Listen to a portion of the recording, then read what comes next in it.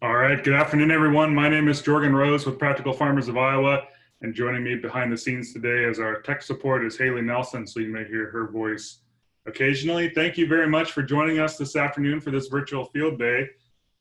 I want to start by asking if you all knew that Iowa has more CRP contracts than any other state. So I'm not necessarily talking about acres, but more contracts, over 105,000, which is about 30,000 more contracts than any other state.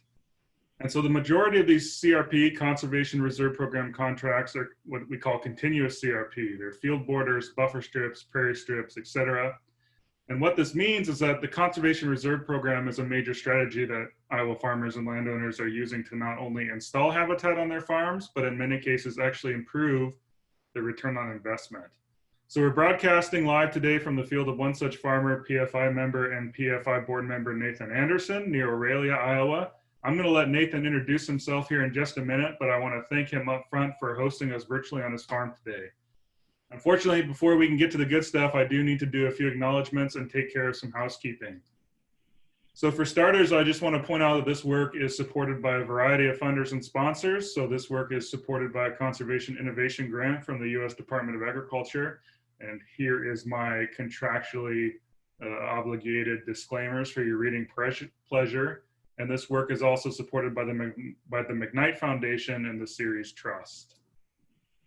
We could also not put on over 60 field days free of charge and open to the public without support from all our great sponsors. So here are our A-level sponsors, and I want to thank them for supporting our virtual field day season. And then I also want to thank all our level B sponsors. So again, without the support of all these sponsors, we could not put on events like this one. Just a little bit about Practical Farmers of Iowa. PFI is a farmer member organization, which means that our farmers set our priorities and point us where they want us to go. And we achieve our mission of equipping farmers to build resilient farms and communities in many ways, most notably through on-farm research and by empowering farmers and landowners to connect and share knowledge. So virtual field days like this one are just one of the many ways that we work to make connections, share knowledge, and build community. You can learn more about the many other great things we do, and you can learn more about becoming a PFI member and all of the associated benefits on our website, practicalfarmers.org. So just a little bit about our agenda here. Very shortly, I'm going to turn things over to Nathan. We'll plan on wrapping up around 5:30 or so, but if there's some good discussion, good Q&A going on, we can run over a little bit. And then we will take clarifying questions throughout. So if you have a question that comes up, feel free to type it into the Facebook chat and we'll relay those to Nathan so they can answer them kind of real time. If there are some bigger questions that come up, we'll probably hold on to those until the end. We'll have some time for Q&A at the end. So if you type a question in the chat and we don't get it answered right away, we haven't forgotten about you. We will make sure that we answer as many questions as possible. I'm also going to be pasting a link into the field day or into the Facebook chat. It'll be a link to a field day evaluation form. We would really appreciate it if you would take a few minutes and tell us what you thought about this virtual field day. We really value that input and we rely on those evaluations to make all of our events better. So please take a few minutes and click on that link and fill out a survey. And finally, if you could please all introduce yourselves in the Facebook chat, we'd appreciate it. Just let us know where you're from and where you're viewing from today and maybe at least one question that you hope to have answered by this field day or one thing you're curious about hearing more about. And with that, I think I'm going to turn things over to Nathan, who's live in his field right now. So thank you again for sharing with us today, Nathan. Hey, thank you very much, Jorgen. Haley, thank you everybody for joining us this evening. Appreciate the opportunity to be with you. It's a beautiful evening after a really hot week for most of us. I appreciate you taking the time to do that. I know evening like this, many of you could be out enjoying the weather somewhere else. Of course, we wish you could be right here with us, enjoying the weather here. Nice breeze, a cooler day, lower humidity, and we could talk about what we're going to talk about in person, but we'll settle for a virtual field day nonetheless, and we look forward to the opportunity to someday gather again in person and chat about some of these practices and things on the landscape that we enjoy so much. So thank you very much. Thanks to my family. Give a shout out to my wife, Sarah, our two boys, Fletcher and Finn, I think are watching at home. And then mom and dad, appreciate the opportunity to talk about this and to be on the landscape working with all of you. Our mission at Bobolink Prairie Farms is to honor God, our family, and our community by caring for the resources that we've been entrusted, and in doing so, build a resilient and enduring farm and family. We value curiosity that leads to experimentation in the field that helps us to grow in our knowledge, and networking opportunities that we can share that knowledge with others and encourage ourselves and others to ask questions so we can repeat the process again and become better farmers and better stewards of the landscape in the process. I wanted to echo one thing that Jorgen said. Normally for our field days, we start with the question. As we go around the circle and introduce ourselves, we start with, what did you hope to learn today? Or what's one question that you had in your mind when you came here today? So I'll ask that same question again virtually. If you could type in the chat box what question you had already as you came to this field day today, or as you signed up for this field day, what question you had, or what question you would hope to answer, and hoped we could answer for you as a group as you attended this field day. So if you could type those in the chat box, we'll do our best to get those questions answered. We can maybe pull out a few of them in the middle, and some of them we can save for the end when we've got a little time for discussion.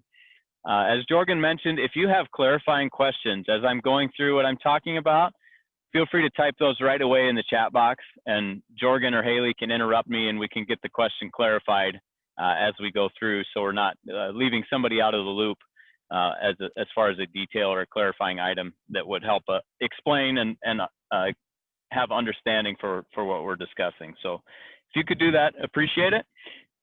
Again, great landscape. I'm thrilled to be with you all today.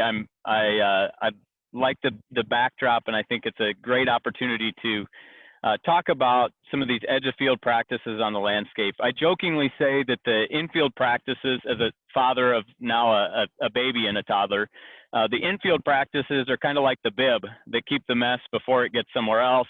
The edge of field practice is kind of like the diaper that keeps the mess from going before it gets further downstream. This is probably the best looking diaper I think I've ever seen, but appreciate the aesthetics of it as well. So that's the sarcastic joke that I have as a dad. I had to pull that one out. Sorry about that. Haley, if we could go to the first slide just to give everyone a little perspective of where we are. We're in Cherokee County, Southeast Cherokee County, near the town of Aurelia. So the highlighted box in the upper left part of the screen is where we're located right now. This landscape has the Maple River going through it, and the area that is on the north side of that box and in many areas around this box used to be known as the Maple Swamp. Back in the early plat books, turn of the century, 1900s plat books, was known as the Maple Swamp before the creation of tile drainage and before extensive modifications on the landscape took place. I'd like that Jorgen mentioned that Iowa has the most CRP contracts. I also wanted to point out that Iowa is the most modified landscape of any state in the U.S. So we have the most conversion of the native ecosystems, whether it be wetland, swampy lands, prairie, savanna, to cropland and other land uses. So Iowa's the most converted state in the U.S. So I think it's an opportunity to reflect on that as well as we look at this map. We're talking primarily about CRP today, but we're also going to talk about some of the stuff we've done in our pasture, and we're going to talk a little bit about why we do it and what we enjoy about what we're doing as we make these changes on the landscape. So this field that's highlighted in the box is a field that I've rented from my parents. And back in 2013, Haley, if you want to bring the next slide up. In 2013, we had pretty significant flooding. We had about 10 inches of rain in less than 24 hours, which is a pretty catastrophic rain event. And you can see from the aerial image of midsummer 2013, you can see the scour that left on the landscape of the water flowing from the right-hand side of the image to the left. You can see that scour. You can see where the river comes into the property on the east side of the piece where it had just widened out. It's coming underneath a highway bridge, and the amount of turbulence there that just hollowed out a bunch of that stream channel right at the start. And then you can also see kind of in the top middle of the piece, you can see a little bit of a half circle And that's where there was cornstalk residue and other residues that floated out into the field, and we replanted and cleaned up some of that. So you can see kind of what happened in that catastrophic flooding, and then the next image shows what that looked like during. So that bridge is looking out at normally a river channel, and the spot I'm standing would be back on the left of that image, on the upper left part of the image is where I'm standing right now. So this landscape is supposed to just have a river going through it and not an entire segment of water. And so 2013 was a wet year. 2014 was another relatively wet year where we had a lot of replant as well. And we're looking at a number of CRP programs that might be able to address some of the issues. And when we talk about the profitability of permanent conservation practices, or at least longer term conservation practices on the landscape, this was a great opportunity for that. We, my wife and I, rented from my parents some of these cropland acres that have been flooded out, you know, for a couple years in a row. So we are not making very good money on those acres, and my parents could make a steady, stable income by putting that land into CRP, and it would be economically beneficial for us and economically stable for my parents to put those acres in a permanent conservation practice.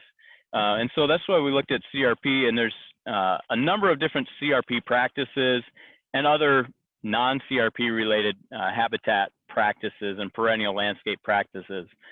We looked at CRP and specifically two programs within the CRP program. There's a CRP wetland and a CRP buffer, were two programs that we utilized that have slightly different seed mixes, but we were able to use both of those programs in conjunction to stabilize and get perennials on the landscape for a wider area at the start of that stream corridor on the property, where when the river does come up, it covers a little wider area. And then we use the stream buffer, the river buffer, further down the property where the river corridor narrows up a little bit.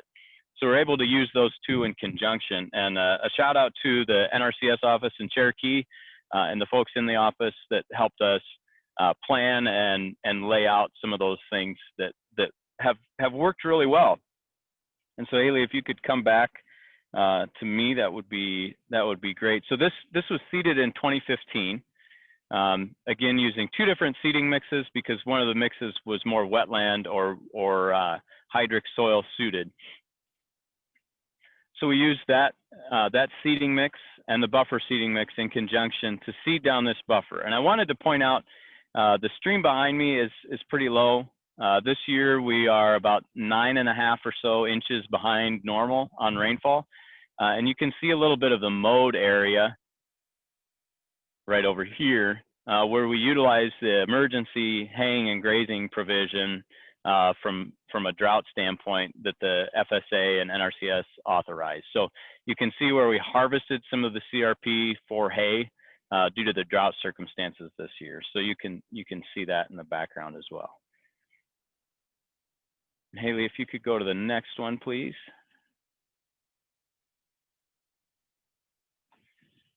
And so that practice installed and now past the seeding year, or past the few establishment years, you can see the difference that makes on the landscape. You can see those areas where we had significant scour. That 2019 was a wet year as well, but we didn't see significant flooding in 2019, but we were able to protect that stream corridor much better than we had in the past. And I think that's an important component of our farm's mission, and it's an important component of what we as Iowa landowners, farm operators need to be doing on the landscape, is looking at these areas that are economically costing us dollars from a row crop standpoint, and looking at what better uses or better suitability those landscape positions might have for programs like CRP and other perennial landscape programs. And so you can see the significant difference between those two. And I think that's a great improvement, but we need to use those in conjunction with in-field practices. And our last field day on the next slide, Haley, excuse me, at our next field day, I got my images mixed up. So this is what it looked like in the winter of this year. This is January 1st. Photo credit to Adam Janke at Iowa State when he was up. We were doing a little bit of pheasant hunting in this property. So that's the same picture from the bridge that, again, in 2013, looked significantly different. So that's a good comparison of those two images. So that's the established CRP and what it's looked like, and the great habitat that it is as well for wildlife, with pheasants, some partridge, deer, and a number of birds as well. There's a little bit loud in the background. I'm not sure if you can hear it behind me, but a number of birds in the background as well.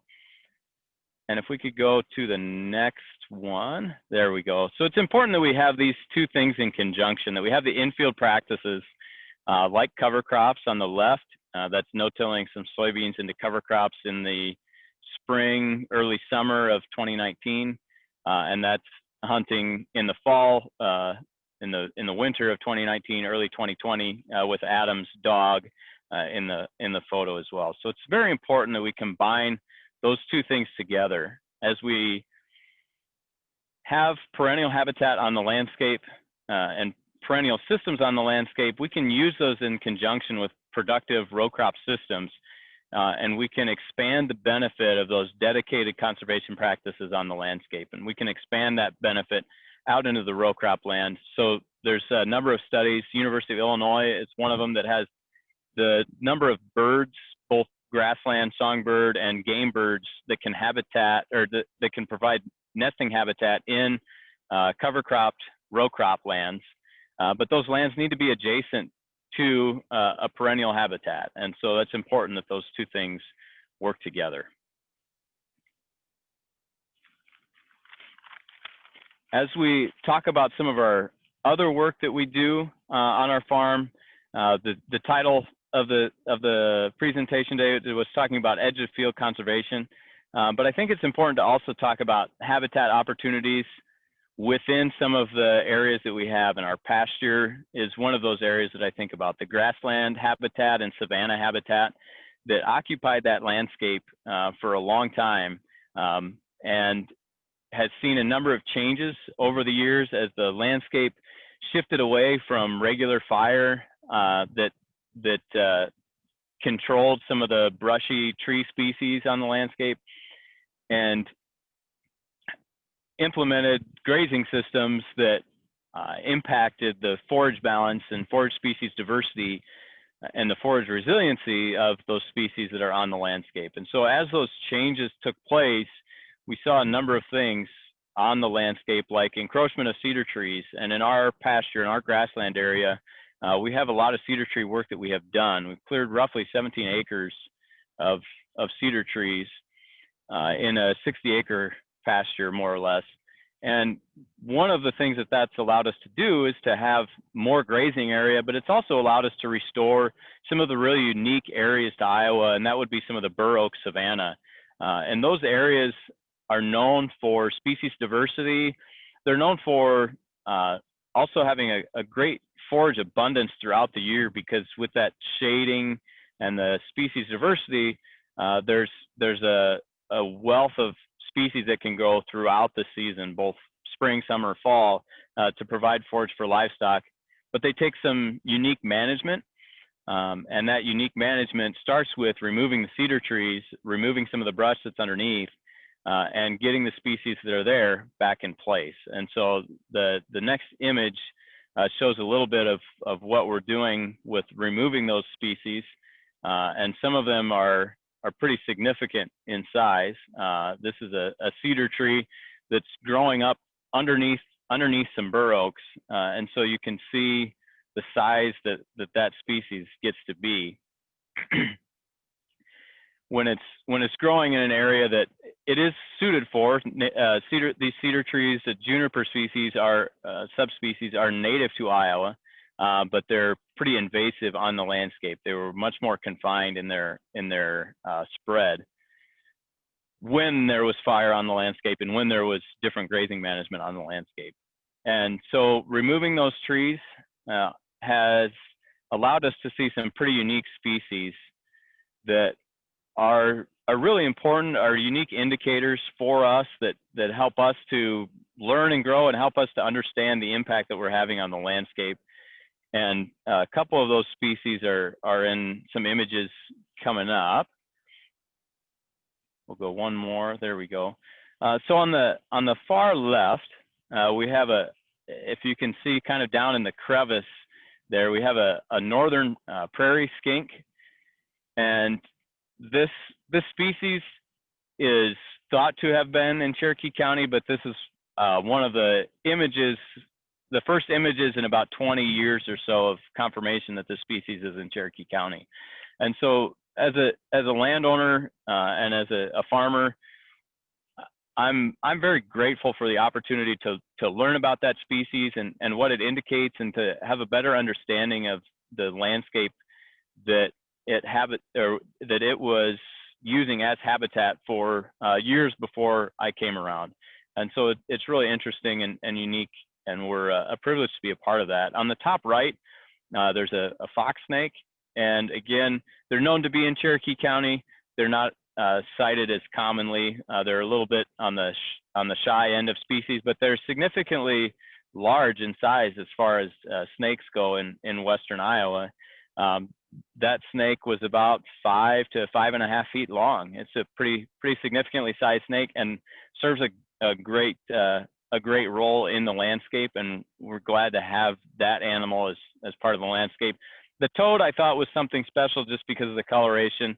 I was told it was just a standard American toad, but because it's on a landscape with trees and forage and brush versus underneath your porch, those colors appear different and look different. And so that's a pretty unique thing that we're thankful for as well. But I want to talk too that one of the topics is also about the economics of it, and that's very important. We talk about the economics of converting this land that's fragile along the stream corridor to CRP, and that being an economically viable decision.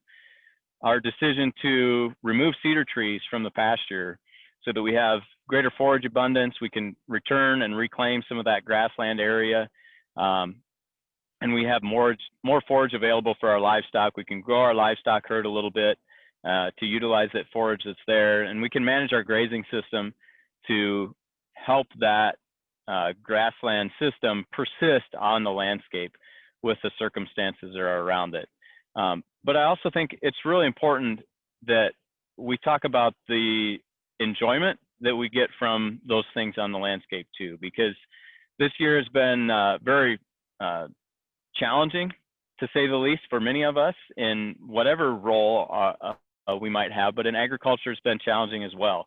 And so we talk about the things that we value, and we look back to our mission statement, and we talk about the things that give us joy on the landscape and help us to continue to learn, grow, evolve our system, and then give us that positive feedback loop to be able to see unique things like those habitat species, like those unique species on the landscape that help reaffirm what we're doing and the role that we have in the landscape.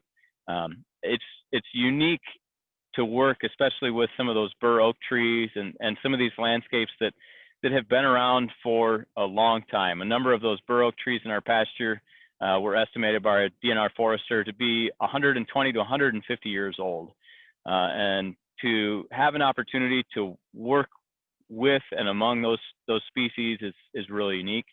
And our name might be on the tax rolls and on the deed, but that land belongs to those species that call it home. And that's that bur oak, and that's the other animal, reptile, a bird, forage species that call that area home. And we're thankful to be a part of that on the landscape. Again, I want to emphasize that because a number of farmers and again, other folks that work across enterprises and across occupations in the state, it's been a very challenging year. So I want to encourage everyone to make sure to reach out and communicate with your neighbors as best you can. Be intentional about taking the time to talk with folks, even if it's a socially distant manner. Encourage you to do that and reach out and check in on each other and be kind and helpful as best you can with the circumstances that we're all dealing with. So I went through a few things there. I'd be glad to go back and we can cut into a little bit. I tried to save some time so we can talk about some questions and some topics that might come up from all of you watching. So I appreciate that and appreciate the opportunity to join you, and be glad to answer some questions and share some thoughts and ideas about the landscapes that we're looking at and that we're privileged to work on. Thank you so much, Nathan. Those are some really great thoughts and some really great information in there. So thank you again for sharing with us. We do have a few questions in the chat, so I'll relay those here. I do want to remind people, just, you know, as we come up on 5:30 here, we'll make sure that we keep having some discussion and get some questions answered. But if you do have to jump off, please take a minute and fill out a survey. Click that survey link in the Facebook chat. Let us know what you thought about this event. I do also want to make a note that I pasted a link to Nathan's first field day, which covered some of those kind of infield practices, his work with 60-inch corn and interseeding cover crops and cover crops in general. So you can click that link and view that archive field day for some more information there. So Nathan, I'll start with Catherine's question. Catherine had a question about planting wildflowers at the edge for pollinators. And so I will just mention here, you know, Nathan, you mentioned that there are several different CRP programs. One of those programs is called CP42. That's the pollinator program. I don't know if that's one that you have experience with, but you want to talk a little bit about maybe just some of the pollinator diversity that you've seen around some of your habitat on your farm? Yeah, I'd be glad to. Thanks for that question. I'm not as familiar with some of the numbering, the CRP numbering of the different practices, but yeah, we are a little bit familiar with that pollinator program, and the number of forbs in that species I think is a great thing. But I think on the landscape, it also leaves room. Those forbs in a native seeding require some bare area to seed and get established and not be overshadowed by some of the native grasses and other grass species that would be in that seeding. And that bare space is great for those forbs, but it also is a great opportunity for thistle and some other weeds to be a part of that. And in established seedings, that problem can be minimized, but as the seeding is getting established, sometimes those thistles and some other weeds like mare's tail that take advantage of those bare space can be an issue. And so that's why we went with the mixes that we did in the position that we're in, because part of the reason of using this along the stream was if the river did flood, to have big stiff-stemmed native grasses that can slow down that water and pull the sediment out of it. And so if we were trying to do that with some of the pollinator species, some of them are very stiff stem and very big on the landscape, some of those forb species, but there's a lot of them that are smaller, not as sturdy when it comes to preventing that water movement across the landscape. So that's why we went with the mix that we did. In a more upland position, I definitely would consider some of those pollinator programs or that pollinator mix as part of the CRP mix. That's a great question. I appreciate that. Great. Becca asked, and you talked about this a little bit, I don't know if you can, you know, maybe go into some detail about how you decided which particular acres, but Becca asked how you decided which parts of your field to take out of production. And so, I mean, you can look at that flood map. I know that you have that kind of singular event that provided a pretty good example of what might be good to take out of production, but I don't know if you can talk about that. Yeah, so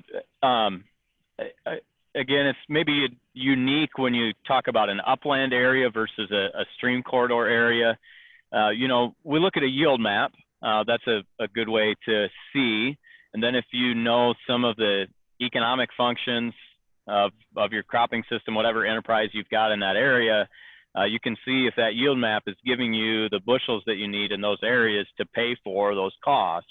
And if it consistently is falling short of being able to do that, that helped us delineate some of these areas.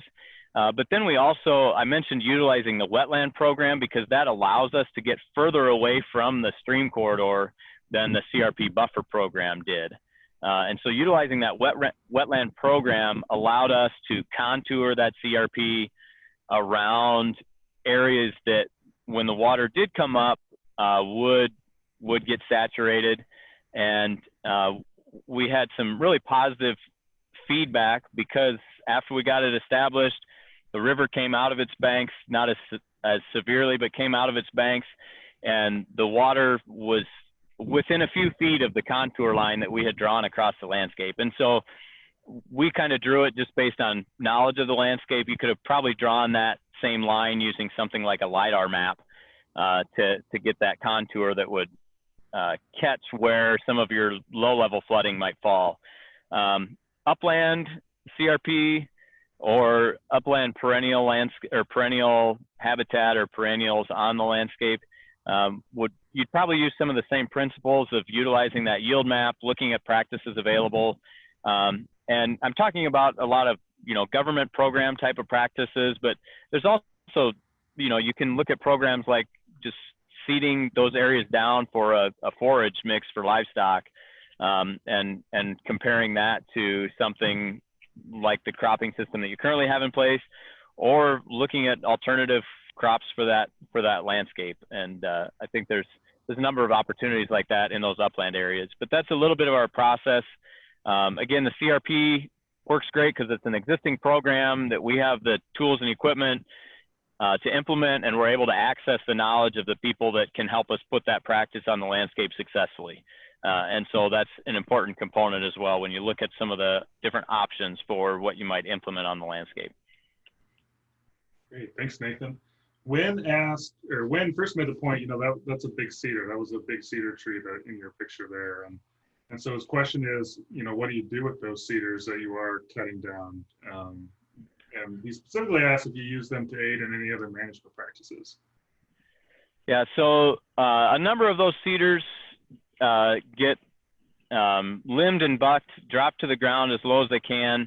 We try to get some vegetation to grow back, and then they're contained within the fire system that goes across it. So they're burnt, more or less. There's some of the ones like that, one that was in the image where the limbs that are limbed and bucked off stay, but we found a few homes, fortunately have a couple neighbors that have taken poles out and used, made a couple railings, made some other unique things with, because that is a lot of material in that. I would like to do a lot more of that, but it is a lot of work to get some of those big poles out of the landscape. So that one, you can see my saw at the very end of the pole. So that saw has a 14-inch bar on it. And so, I'm about 14 to 16 inches at the base of the tree. This one is about 18 to 20 feet long. And at the far end of the tree, I'm still probably 10 inches or so in diameter. And of course I've cut the top off on that one. But that's a lot of material there, and it's beautiful wood.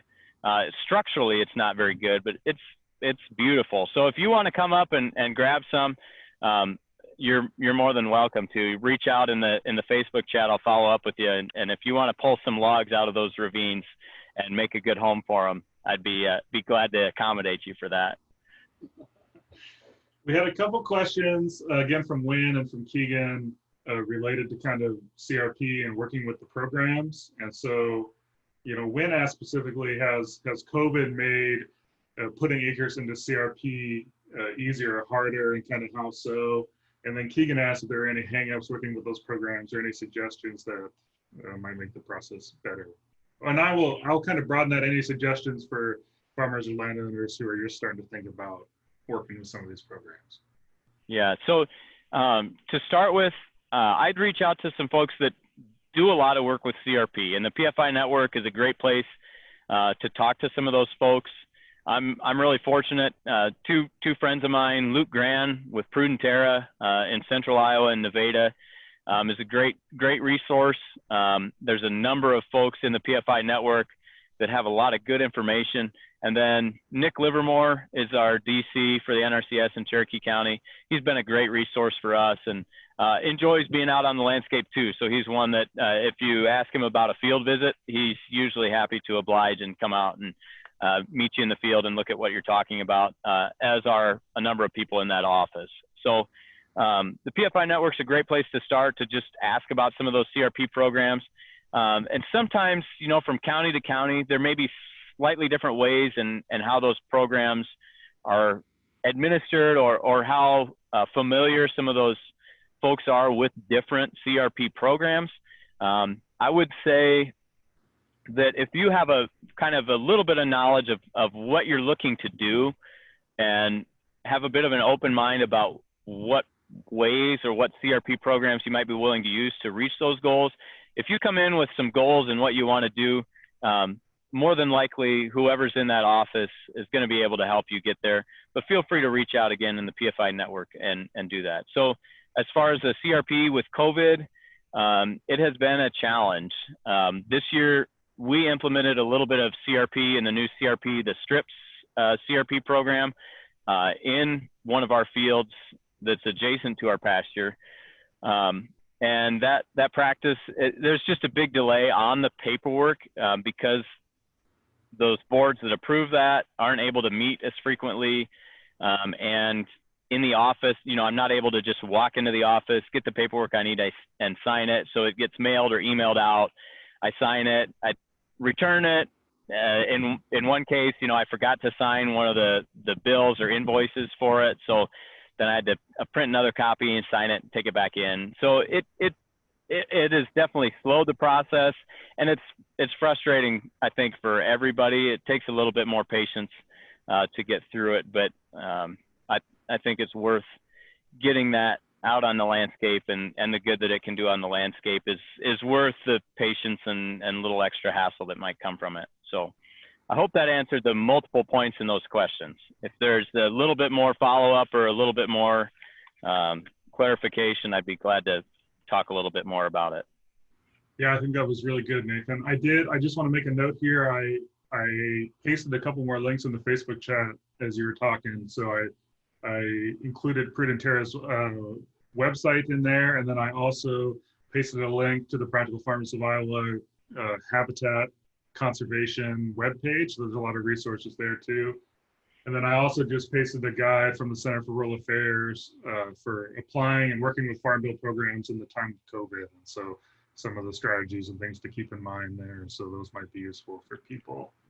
You provided me the perfect segue, Nathan. You mentioned you have been doing some CRP prairie strips. And so there was a question from Paul about kind of appropriate uses for strips and when prairie strips might be appropriate as opposed to some of this kind of field buffer work that we've been talking about thus far. Yes, so the fortunate thing with prairie strips, and that being a pretty new practice, from my understanding, and there was a session on this at the PFI conference, you could reach out to Omar or someone with the strips team at Iowa State too, and they can really help guide you through some of those things. But there's a lot of flexibility in that program where, you know, it's intended to be a contour buffer type system on the landscape. And so it can provide a contour strip of habitat of perennials on the landscape, but it can also be used in areas of field boundaries, depending on the contour and what resource protection item you're looking at doing. Trying to get my exposure right a little bit, so sorry about the dark shot on the camera. So there's a lot of flexibility within that program, and so some of the upland areas where you might be looking at implementing a system or, you know, multiple areas on the landscape that would have that, you might be better off looking at some of the strips program versus the more traditional CRP programs like stream buffer that is, you know, it's been around for a long time and really hasn't changed much from year to year. So it kind of depends on the circumstances a little bit on what practices you would look at, but that strip CRP program, it does have a lot of flexibility in it, and I think that's a really good thing. Also with some of the new CRP changes, there's guidelines and rules within it too, but in some cases, depending on the circumstance, incidental grazing is allowed in the non-growing season on the landscape. So one of the big holdups for us before about using a CRP waterway or a CRP, like a strip CRP that's actually in the field, is we turn cows out on the field in the winter, and we would have to pay back a good portion of that CRP contract in order to do so. And some of the new rules have clarified that and allowed some flexibility in there. So if you've got a CRP practice installed in the field in an area that you normally graze cows on, you can, under certain circumstances, incidentally graze that in the non-growing season and not pay back that penalty. So ask your local office for details, but there's a little bit more flexibility in some of those programs now.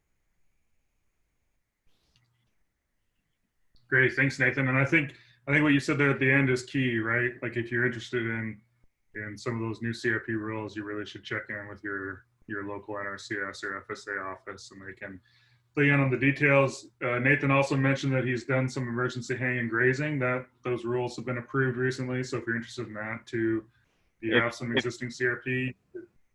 If you are interested in emergency, yeah, if you are interested in emergency haying and grazing, and if you're in one of the drought-affected counties that had that declaration that emergency haying and grazing is allowed, your window's getting really, really short to get that done. I'm not quite sure your time frame. I think September 1st, it's coming up really fast. So if you're interested in that emergency haying and grazing provision, get stuff moving really quick. Well, we are about 10 minutes past time, so just to kind of be respectful of everybody's time, I think we covered most of the questions or all the questions in the Facebook chat. So Nathan, I want to thank you once again for sharing with us. I'm going to paste the field day evaluation link one more time in the Facebook chat, and I once again will remind you to fill that out. We'd really appreciate it, and I'm going to sign off and wish everyone a great rest of their weekend. Thanks, everybody. Thank you, everyone. Appreciate your time.